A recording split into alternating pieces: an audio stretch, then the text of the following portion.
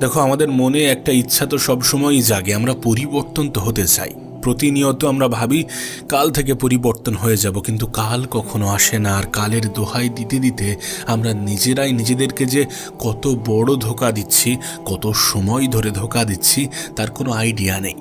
পরিবর্তন তো প্রত্যেকটা মানুষই হতে চাই, কিন্তু স্টেপ নিতে চায় না, পদক্ষেপ নিতে চায় না। আর নিলে সেটা অনেক বড় করে ফেলে। মনে করে যে 1 বছর আমি এইভাবে সময় কাটাবো, 3 বছর আমি এইভাবে সময় কাটাবো, 1 বছর ধরে আমি এটা করব, 3 বছর ধরে এটা করব। 1 বছর 3 বছর নয়, তুমি আগামী 1 মাস নিজের জীবনটাকে এইভাবে কাটিয়ে দেখো, দেন দেখবে তোমার আগামী জীবনটা আস্তে আস্তে সুন্দর হতে শুরু করেছে। তুমি জানো আমাদের সব থেকে বড় শত্রু কি? আমাদের মন। হ্যাঁ, আমাদের মন।